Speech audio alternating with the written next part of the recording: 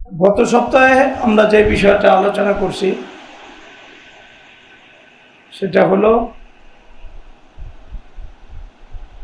বাংলা এটার ব্যবহার হলো মাহেন্দ্র ক্ষণ। কি এটা সর্বোচ্চ সম্ভাবনার এক মুহূর্ত। একটা জাতির দিলের আকাঙ্ক্ষা পূরণ করবে যেই বস্তু একটা জাতির দিলের আকাঙ্ক্ষা পূরণের সবচেয়ে বড় সহযোগী, সেটা হলো ইসলামী খেলাফা বা রাষ্ট্র ব্যবস্থা। জাতীয়ভাবে এই বিষয়টা জাতির সামনে তুলে ধরা সময়ের সবচেয়ে গুরুত্বপূর্ণ এটা বিষয়, বিশেষ করে যুবকদের দিলের ভিতরে এটা সময়ের সবচেয়ে বড় দাবি।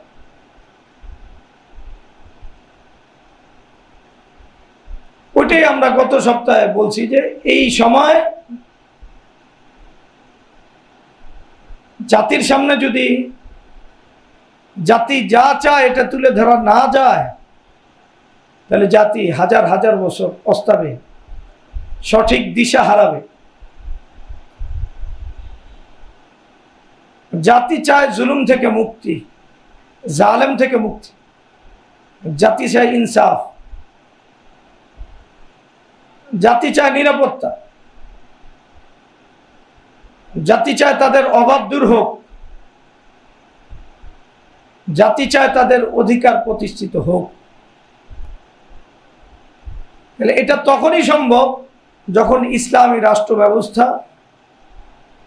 সচল থাকবে এবং ইসলামী রাষ্ট্র ব্যবস্থার অধীনে দ্বীনের অন্যান্য যত কার্যক্রম আছে, তালিম হোক, তাবলীগ হোক, তাসকিয়া হোক, লেনদেন হোক, কারবার হোক, অর্থনীতি হোক, সব কিছু যখন ইসলামী রাষ্ট্র ব্যবস্থার অধীনে চলবে, তখনই সত্যিকার জাতি ইনসাফ পাইতে পারে। এছাড়া জাতি ইনসাফ পাইতে পারে না।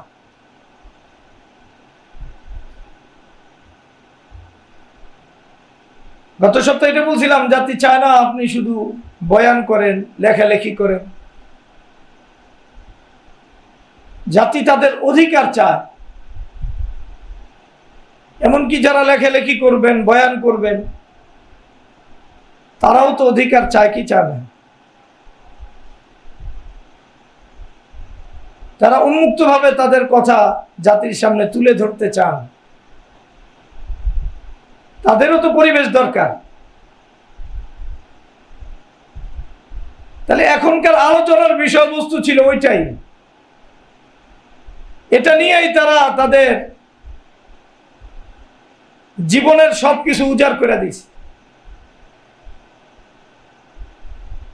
কারণ তাদের উপর হুমকিটা কোনো ওয়াইএসের পক্ষ থেকে আসে নাই, আসছে লেখকের পক্ষ থেকে আসছে না সরাসরি রাষ্ট্রের পক্ষ থেকে আসছে। তাহলে জাতির মূল টার্গেট ছিল আওয়ামী যে ফ্যাসিস্ট তাদেরকে হটানো। এর পরিবর্তে জাতি অধিকার পাবে এমন কোনো একটা বিষয়কে প্রতিষ্ঠিত। আমার এই কথা বুঝতে কি কোনো সমস্যা আসেনি? সমস্যা হওয়ার মতো কোনো বিষয়? এর ভিতরে যারাই জীবন দিছে, মাদ্রাসা ছাত্রও তো আছে না? না, অনেক আছে। 70-এর উপরে একটা তালিকা আছে। তালিকা আরো বড় হবে। আবার হেফাজতের পক্ষ থেকে আনুষ্ঠানিক মাঠে নামার ঘোষণা দেওয়া হয় নাই, একটা হুঁশিয়ারি উচ্চারণ করা হয়েছে। কি উচ্চারণ? হুঁশিয়ারি। এতটুকু এমনি আনুষ্ঠানিকভাবে মাদ্রাসার ছাত্র যারা নামছে, তারা জুলুমকে খতম করার জন্যই নামছে। হেফাজতে ইসলাম ডাক দিছে এজন্য নামছে, বিষয়টা এমন না। আমার কথা কি ভুল? আমার যতটুকু খবর আছে অতটুকু আমি বললাম, কারো খবর বেশি থাকলে বলো। আমি জানি না। আর হেফাজতে ইসলাম নামলে দুই একজন নেতা এমনি শহীদ হইত, অন্যান্যদের নেতা না মারুক, হেফাজতের নেতারা তেমনি মারত। কারণ পুলিশের কাছে এদের এত মূল্য আছে আমার জানা নেই, আপনাদের জানা আছে? এমনি নেতারা কেউ নামছে ওটা আমিও জানি না।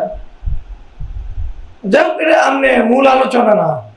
আমরা যেটা বুঝাইতে চাই সেটা হলো জাতি মুক্তি পাইতে চাইছে। মুক্তি পাওয়ার জন্য তারা রাষ্ট্রের জালেমদেরকে, ফ্যাসিস্টদেরকে বিদায় করে যারা রাষ্ট্রের শরীয়তের বিধান প্রতিষ্ঠিত করবে এদেরকে আনবে, এর জন্য না। ফ্যাসিস্ট দূর হোক, তারা যতটুকু জানে আওয়ামী ফ্যাসিস্টদের দ্বারা তারা যেই পরিমাণ নির্যাতিত, এটা নির্যাতন তাদের না হোক, এই নির্যাতন বন্ধ হোক। তো নির্দিষ্টভাবে তাদের কাছে এটা চিহ্নিত করার সময় যে তোমরা ফ্যাসিস্ট থেকে যে বাঁচতে চাও, এটা বাঁচার একমাত্র উপায় হলো ইসলামী রাষ্ট্র ব্যবস্থা। কারণ তারা আন্দোলনের পরে তারা ডাক্তার ইউনূসকে ক্ষমতায় বসা নাই, তাহলে ক্ষমতা কেন্দ্রিকই তাদের আন্দোলন, এটা তো বুঝাই যায়। তো এখন যে বিষয়টা জাতি চাইতেছে, জাতির ওই বিষয়টা দেওয়াই ছিল আমার বুঝ অনুযায়ী সবচেয়ে বড় ফরিজা, সবচেয়ে বড় দায়িত্ব। কিন্তু হঠাৎ করে এটা নিয়ে আলোচনা শুরু হয়েছে, ইসলামী রাষ্ট্র ব্যবস্থা, এটার শরীয়তে অবস্থান কি। এর আগে জাতি তৈরি আছে, জাতি মাঠে নামা না নামা এটা নির্ভর করে হলো জাতি যদি মনে করে এখানে নামা দরকার তাহলে নামবো, নামে নামবো। আর যখন দ্বিধা তৈরি হবে তখন তার নামবে না জাতি। তো এটা আলোচনার বস্তু মানে হলো জাতিকে বিভ্রান্ত করা। জাতিকে কি করা? বিভ্রান্ত। জাতিকে বিভ্রান্ত করার সুযোগ ছিল না, সুযোগ নাই।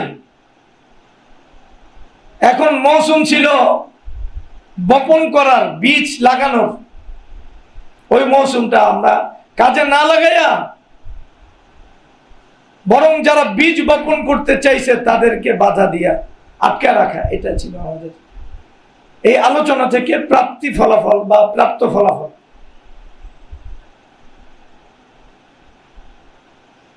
এটা আমাদের বোঝা দরকার, না বুঝলে আমাদের সমস্যা। দেখেন, আমাদের এই রাষ্ট্রযন্ত্রের মাঝে কুফরিকে যেইভাবে প্রতিষ্ঠিত করা হয়েছে অন্যায়ভাবে,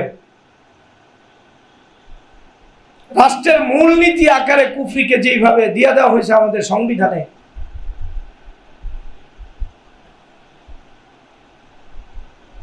উম্মার কাছে এই বিষয়টা তুলে ধরা এটা জরুরি ছিল কি ছিল না বল?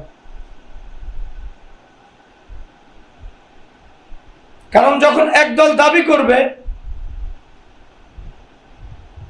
যে গণতন্ত্রই আমাদের জীবনের মূল, আমাদের সংবিধানের প্রধান আর প্রথম মূলনীতি, কেউ কেউ সমাজতন্ত্র, এটাও আমাদের সংবিধান, জাতীয়তাবাদ এটাও, ধর্মনিরপেক্ষতা এটাও, যতগুলো শরীয়ত বিরোধী তন্ত্রমন্ত্র আছে সব হলো আমাদের সংবিধানের একবারে চারটা এমন বিষয় যেটার ব্যাপারে কথা বলার কারো সুযোগ নাই, কথা বলা বন্ধ।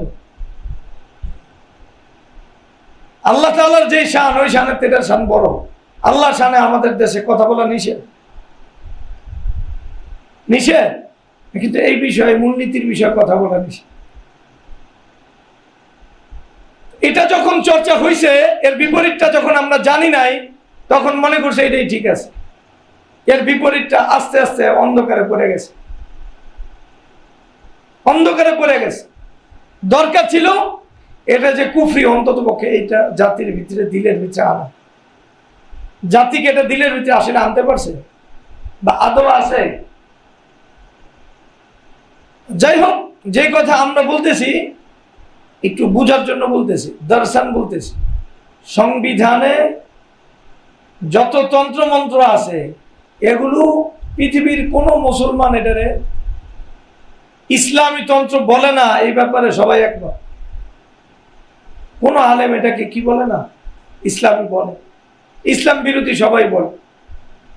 ইসলাম বিরোধী বলার পরে এটার অবস্থান কতটুক বিরোধী ওটা নিয়ে ইখতিলাফ থাকতে পারে, মতানৈক্য থাকতে পারে, কিন্তু এটা যে ইসলাম বিরোধী এই ব্যাপারে কারো কি নাই দ্বিমত।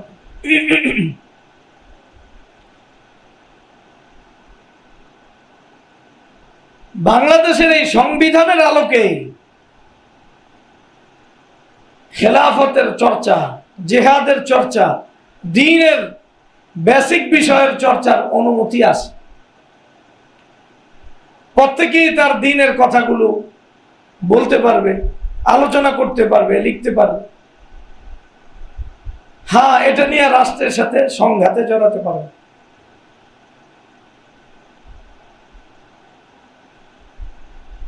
এতটুক অধিকার তো আমাদের আছে না নাই? সংবিধান এখন কেন জানি আগের যে সংবিধান নিয়ে মানুষ কথা বলত, এখন এই সংবিধানের বিরুদ্ধে কথা বলতেছে। এটা ডাস্টবিনে ফেলার দরকার, এটা করা দরকার, এটা করা দরকার। এখন বুদ্ধিজীবীরাই বলতেছে, কারণ তাদের স্বার্থে আঘাত লাগছে, এই জন্য বলতেছে। তো ওলামায়ে কেরামের স্বার্থে এটা কি আগে আঘাত লাগে নাই? ওলামায়ে কেরাম বলে না, আমি তা বলি না, কিন্তু এটা যে এই সংবিধানটা যে আস্থা করে নিক্ষেপ করা দরকার, এর আওয়াজ যদি আরো উঁচু হতো আমাদের জন্য আরো ভালো হতো। অতটা উঁচু হয় না এর আওয়াজ, বরং সংবিধানের দেয়া যতটুকু অধিকার ছিল, কি অধিকার? যে আমি আমার কথা, আমার চেতনার কথা মানুষকে বলতে পারবো, মানুষকে ডাকতে পারবো, বাকি সংঘাতে আমি জড়াতে পারবো।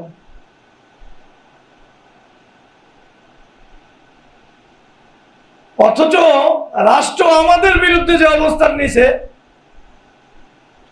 বলার কারণেও না, দিলের ভিতরে ওরা একটা সম্ভাবনা তৈরি করছে, এই সমস্ত লোকদের দিলের ভিতরে খেলাফার কথা থাকতে পারে, জিহাদের কথা থাকতে পারে, দিনকে সবার উপরে উঠানোর প্রবণতা তাদের দিলের ভিতরে থাকতে পারে, এমন একটা সম্ভাবনার আলোকে এদেরকে পাকড়াও করা হয়েছে। এরা যে ব্যাপকভাবে খেলাফার কথা বলছে, জিহাদের কথা বলছে, মুসলমানদের অধিকারের কথা বলছে, নির্যাতিত মুসলমানদেরকে পাশে দাঁড়ানোর কথা ব্যাপক হারে বলছে, এই জন্য তারা জেল জুলুমের শিকার হয়েছে, বিষয়টা এমন না। শুধু দিলের ভিতরে আছে এমন, এই সন্দেহ করছে কারো ব্যাপারে যে ওর দিলের ভিতরে কি আছে, খেলাফার স্বপ্ন আছে, জিহাদের স্বপ্ন আছে, মুসলমানদের অধিকারের কথা সে বলতে চায়, ওর ভাবটাপ এমন, ধর্ম নিরপেক্ষতা মাইনা নিব না, আধুনিক শিক্ষা সংস্কৃতি মাইনা নিব না, পরেই জঙ্গি হিসাবে চিহ্নিত করা হয়েছে। জঙ্গিবাদের যত আলামত, যত মামলা, যত নথিপত্র, সব কিছু থেকে এই কথা সুস্পষ্ট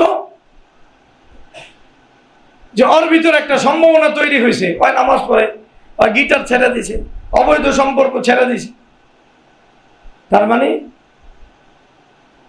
সম্ভাবনা একটা তৈরি হয়েছে। ওই খেলাফা চাইতে পারে, ওই জিহাদ চাইতে পারে, আল্লাহর দিন প্রতিষ্ঠিত করে চাইতে পারে, মাজলুম মুসলমানদের অধিকার সে চাইতে পারে। আগে থেকেই যদি ওদেরকে ধ্বংস করা না যায়, আর ওদের চাওয়াটা যদি জবান দিয়েও আসে, আর জাতি যদি এটা গ্রহণ করে, তাহলে সব তন্ত্রমন্ত্র এটা জাতির কাছে মূল্যহীন হবে, আস্থা করে নিক্ষিপ্ত হওয়ার মতো হবে।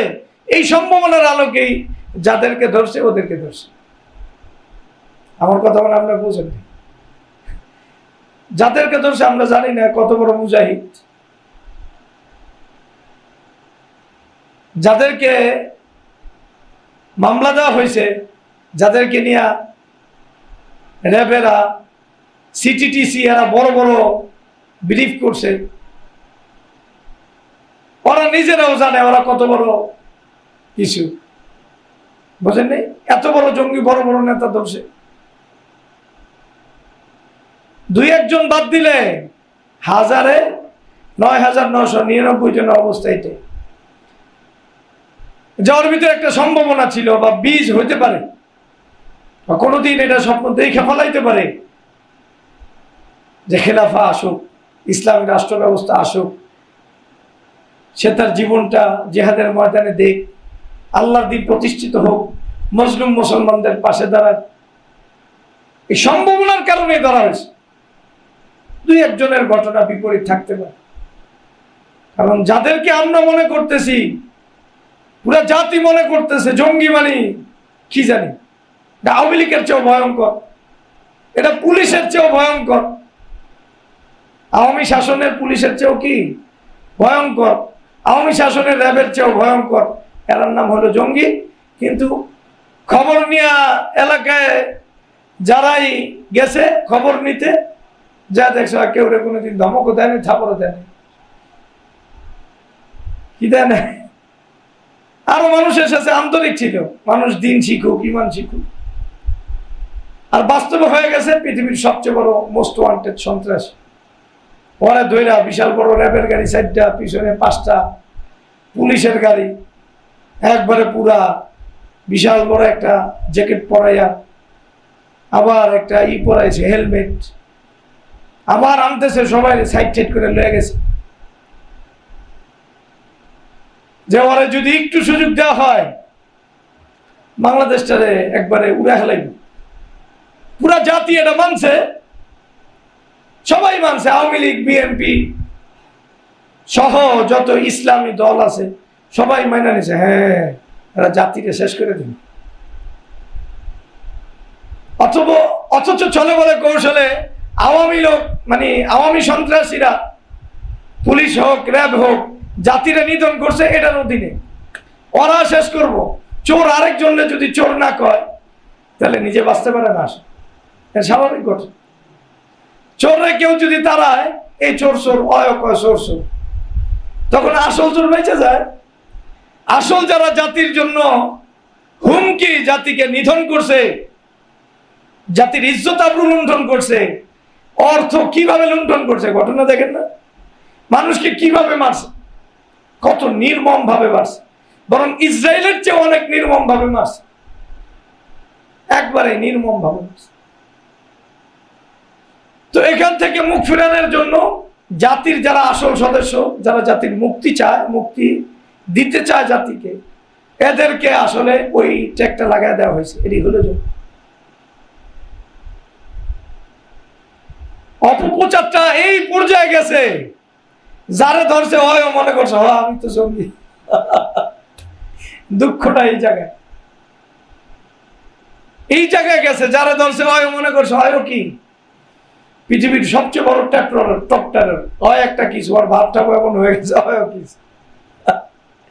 এটা দুঃখ, হয় এটা বলতে পারে নাই, বা এটা ওর দিল থেকে গেছেই গা, যে আমি যতটুক এই রাষ্ট্রীয় সংবিধানের অধীনে বলার অধিকার, এর সিকি ভাগও তো আমি বলি নাই অথবা ভাবি নাই, যতটুকু অধিকার আছে অতটুক বলার তো অধিকার আমার আছে। ওই অধিকার আমি বাংলাদেশের নাগরিক হিসাবেই পাই, যে আমার দিনের কথা আমি বলতে পারবো, আমার দিন নিয়ে আলোচনা করতে পারবো, লেখালেখি করতে পারবো, অনলাইনে হোক অফলাইনে হোক, এতটুকু অধিকার আমার আছে। এটা যাদেরকে পাকড়াও করা হয়েছে সেও ভুলে গেছে। এজন্য আমার মাঝে মাঝে খুব মন চায়, আমরা তো অনেকের সাথে সাক্ষাৎ হয়েছে, এদেরকে আগে এদের মনস্তাত্ত্বিক ভাবে এদেরকে একটু কিছু বলা দরকার। এরাও মনস্তাত্ত্বিক ভাবে পেরেশানির শিকার। আমি মনে হয় জঙ্গি। আমি বললাম রাষ্ট্রীয় ভাবে আপনি জঙ্গি না, জঙ্গির কোনো আলামত আপনার ভিতরে নাই, জেহাদি কথা বলা এটা জঙ্গির আলামত না, কথা বলে নাই।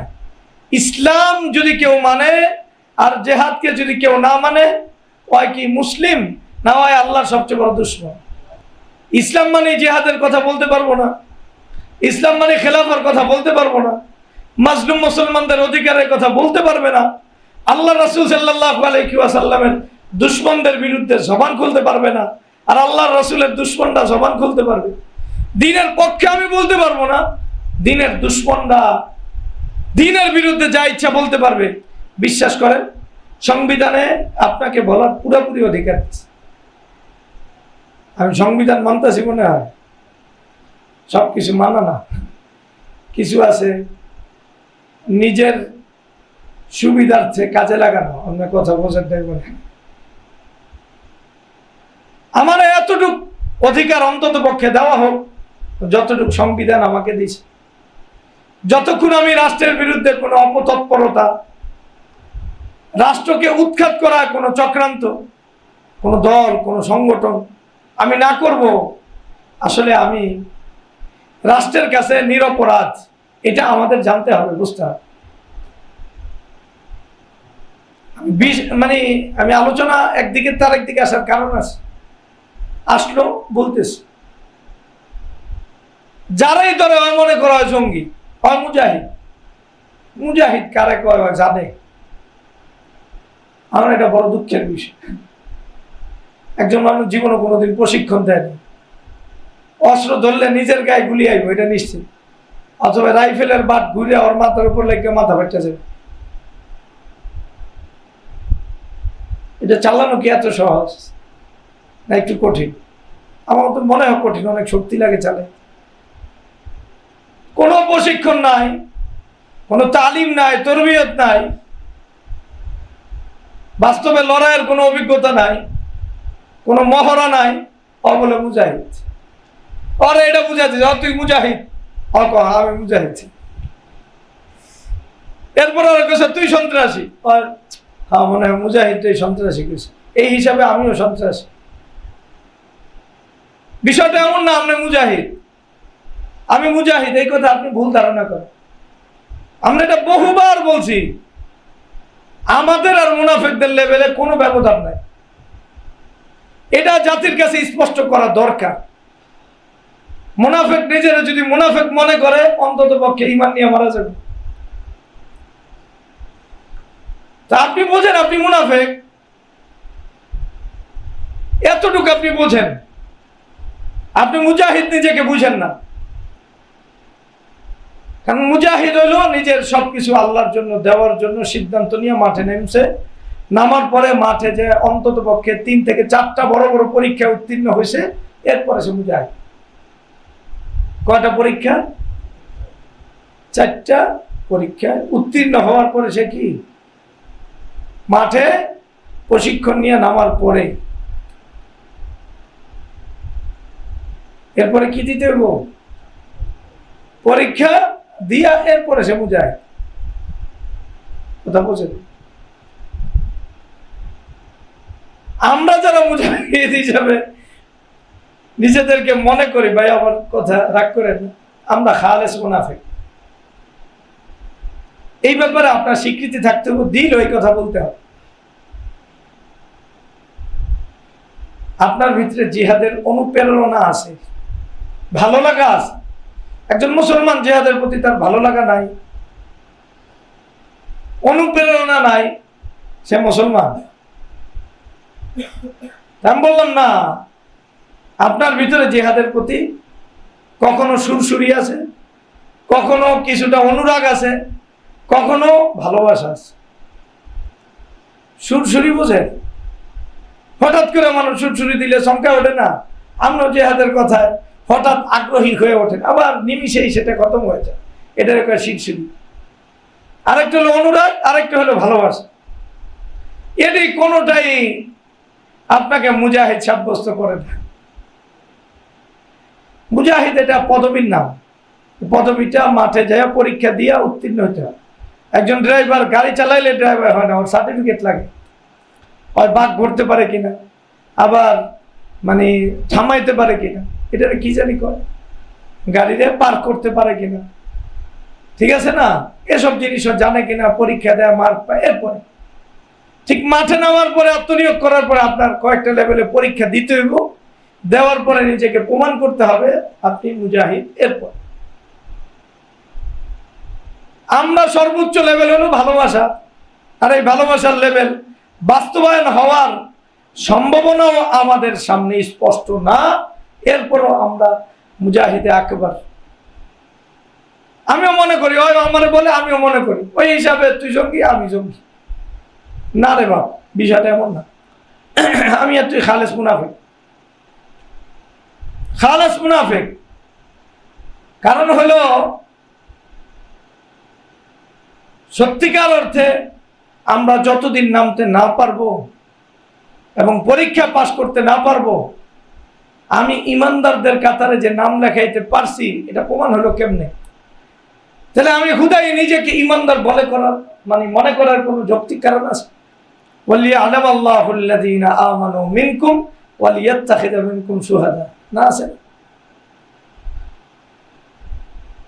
যাই হোক, আমি যে সত্যিকারের দিন নিয়ে পরীক্ষার সময় যদি টিকা থাকতে পারি, এরপরে টিকা থাকার পরে আমার নিজেকে নিজে মুজাহিদ বলার অধিকার নাই, এই আশা ব্যক্ত করতে পারি যে আমি আল্লাহর কাছে মুজাহিদ হিসেবে। এর আগ পর্যন্ত আমরা কি খালেস মুনাফিক মনে করা দরকার।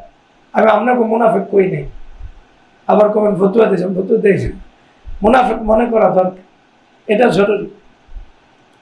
কারণ একটা কাজে যতক্ষণ পর্যন্ত আপনি অংশগ্রহণ না করেন, ততক্ষণ পর্যন্ত আপনি নিজে যদি ওই কাজের মানে অনেক অভিজ্ঞ সৈনিক মনে করেন, তাহলে বাকি কাজ আর করবেন না, ঘরের ভিতরে জিহাদের কাজ শেষ করে দিবেন। কিসের ভিতরে? ঘরের ভিতরে জিহাদের কাজ শেষ করে, মানে ওই যে ভাবনা লালন করছেন, বুঝেন নাই? এই জিহাদের কাজ করে শেষ হয়ে যাবে। এটা কি মুজাহিদ হইল না এটা খালেস মুনাফিক? হ্যাঁ, একটু ব্যবধান আছে। মুনাফিক আপনি মনে করেন, তারপরও আমি বলছি আপনার ফাসিক হিসাবে যদি আল্লাহর কাছে ওঠেন তবুও জান্নাতের আশা করতে পারেন। আপনি জিহাদকে পছন্দ করেন, মুজাহিদদেরকে পছন্দ করেন, আল্লাহর দিন তারা প্রতিষ্ঠিত করুক এই স্বপ্ন লালন করেন, ওই হিসাবে ক্ষীণ একটা স্বপ্ন আশা এটাও জাগতে পারে, উহিব্বুস সালিহিনা ওয়া লাস্তু মিনহুম লাআল্লাল্লাহা ইয়ারযুকুনি সালাহা। আমি নেককারদেরকে ভালোবাসি যদিও আমি নেককার নই। কেন ভালোবাসি? একদিন আমিও যেন নেককার হতে পারি। আমাদেরকে মুজাহিদ ওরা যে বানাইছে বা জঙ্গি ওরা বানাইছে, এটা ওদের স্বার্থের জন্য,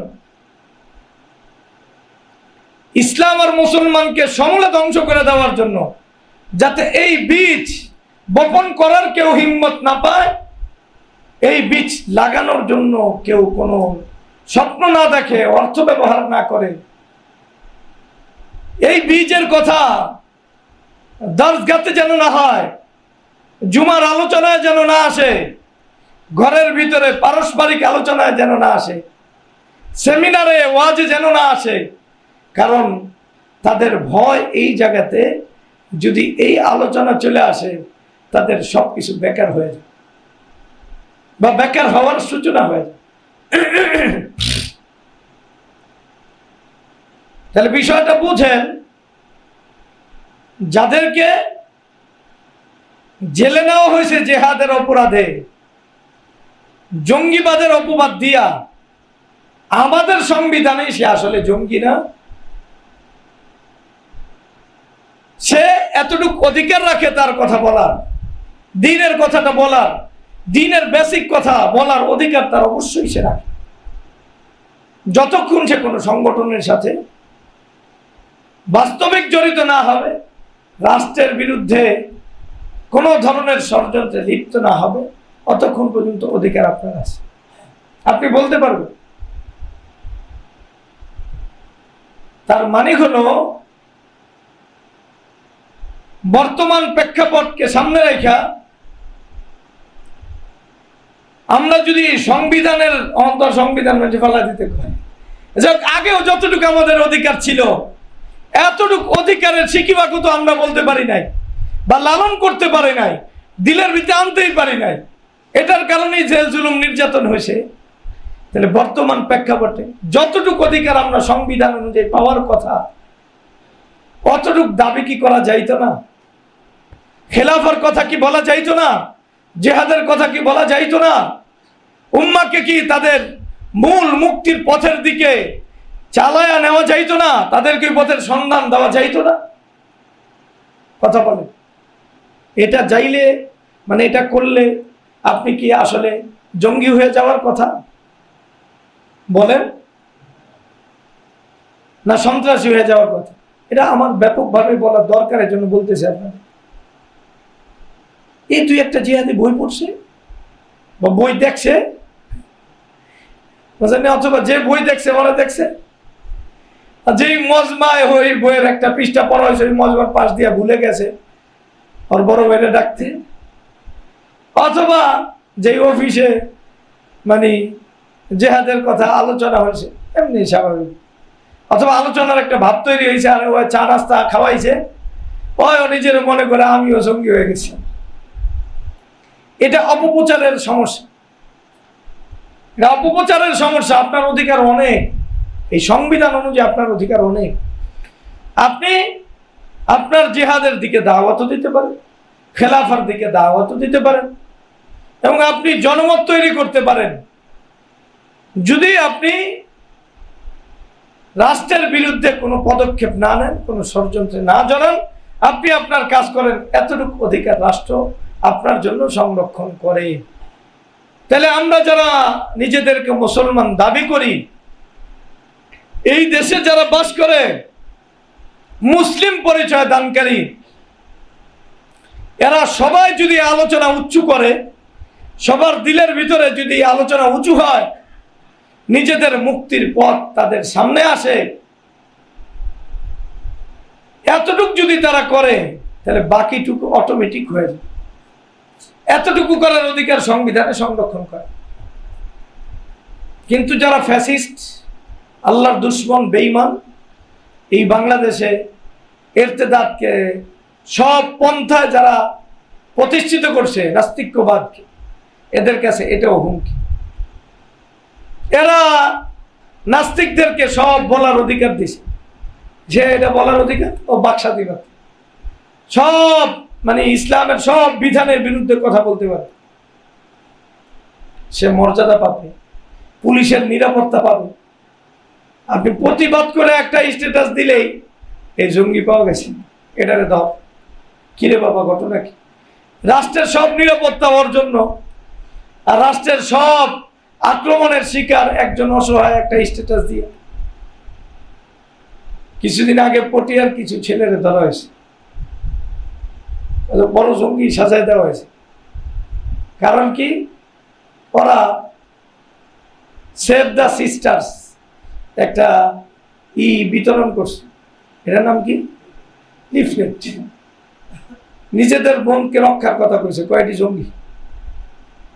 যাই হোক, আমি যেটা বুঝাইতে চাইতেছি, আমাদের দেশে বিভিন্ন মনে করেন মানুষ বিভিন্ন দলের কথা বলুক, যার কথাই বলুক, যার দিলের ভিতরে জিহাদের কথা আছে বলুক, কিন্তু মূল সমস্যাটা কোন জায়গায় হয় নিজেই জানেন, হয় মুজাহিদ না। নিজেই জানেন হয় মুজাহিদ না।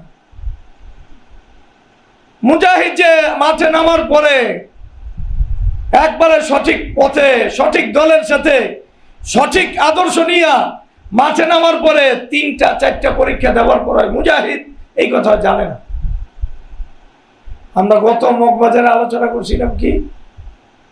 জিহাদ ও জিহাদি চেতনা, একটা দিকে আলোচনা হচ্ছে জিহাদি চেতনা। জিহাদ আর মুজাহিদ কাকে বলে এটা পরে যদি আল্লাহ তৌফিক দান করে আমরা আলোচনা করব, কোরআন থেকে আলোচনা করব, বেসিক ক্লিয়ার হওয়া দরকার। যাই হোক, আমরা যেই কথা বলতেছি এই কথাটা একটু বোঝেন। এটা এখন ছিল এমন একটা মুহূর্ত, এই জাতি মুক্তি পাইতে চায়, এই জাতির শাসন ক্ষমতা এমন কারো হাতে দিতে চায় যারা ইনসাফ প্রতিষ্ঠিত করবে, যারা দিন প্রতিষ্ঠিত করবে, এমন না, ইনসাফ প্রতিষ্ঠিত, এতটুকু জানে। সে জানে না যে দিন ছাড়া ইনসাফ প্রতিষ্ঠিত হতে পারে। আমি গত 2 সপ্তাহ বকছি, আর বক্তব্য মন চায় না।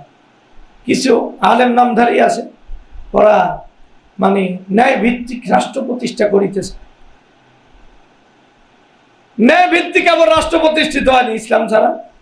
ইসলাম ছাড়া কোনো কিছু ন্যায় আছে?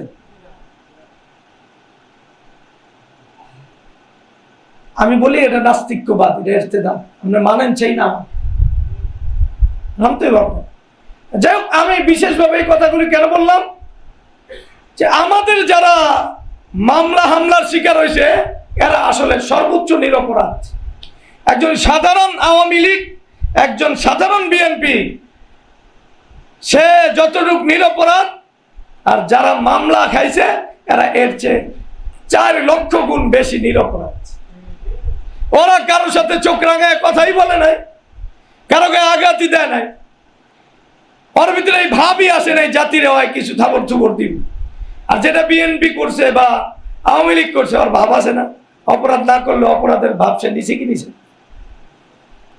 ওর দল ক্ষমতায় গেল, আর একটা ভাব আছে না? আওয়ামী লীগ করে কিছুই করে নাই, কিন্তু এই ভাব যে যারা নেককার ওদের ভিতরে এই ভাবও ছিল না। সাধারণ আওয়ামী লীগ আর সাধারণ বিএনপিরা যদি জাতির কাছে নিরপরাধ হয়, তাহলে 3 লক্ষ বার নিরপরাধ এই সমস্ত নেককার লোকেরা, যারা বাংলাদেশের টপ টেররের নাম লেখাইছে 2-1 জন বাদে।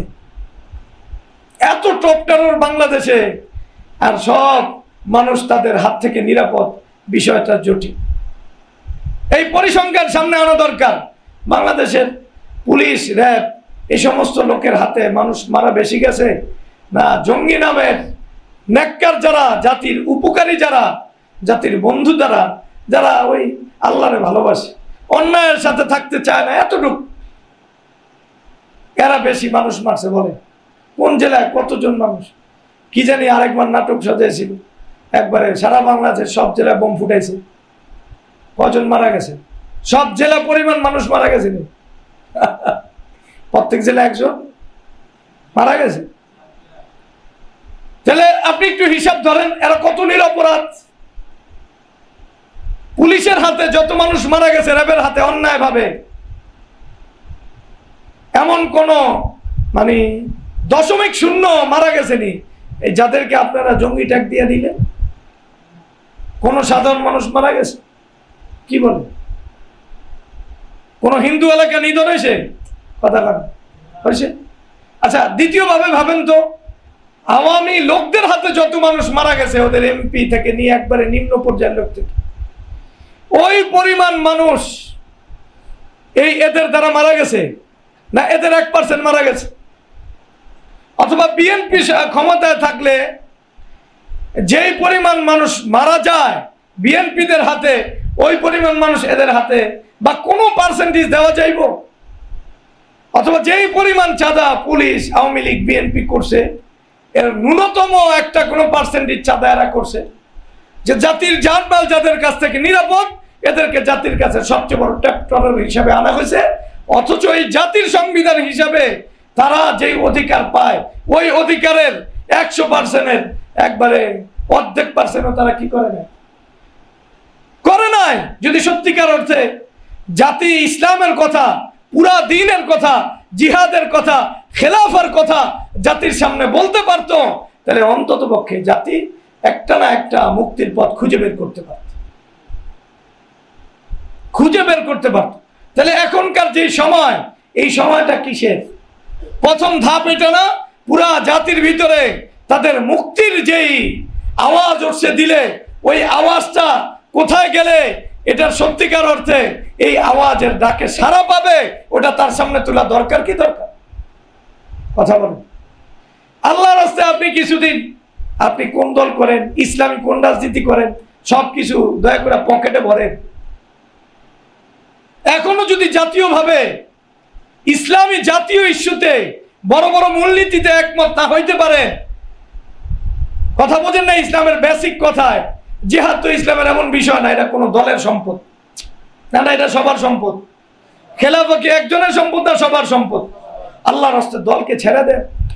এদেশের সাথে আমরা চলে দেখছি, আমরা এই দেশে চলে দেখছি এই দেশে যত দল মানুষ করে তত অন্ধ হয়, তত অন্ধ, যেই দলই হোক। আগে অন্ধত্বের চিকিৎসা করে, দল একবার দিলে ঢুকে গেলে আপনি হক নিতে পারবেন না, এটা এই দেশের নেচার না। আপনি কিছুদিন পরে দলকেই হকের মানদণ্ড ঠিক করবে। আপনার দলের পক্ষে না বললে সে খারাপ হইব, বিপক্ষে বললে ভালো হইব। ইন্না লিল্লাহি ওয়া ইন্না ইলাইহি। এই মানহাজ কোত্থেকে, এই আকীদা কোত্থেকে? সাহাবায়ে কেরামকে হকের মাপকাঠি শুধু সাহাবাদের জামাত ছাড়া অন্য কোনো জামাতের ব্যাপারে কেউ যদি মনে করে, এটা অনেক বড় গুমরাহির কারণ। এটা আমরা আরেকদিন আলোচনা করব ইনশাআল্লাহ।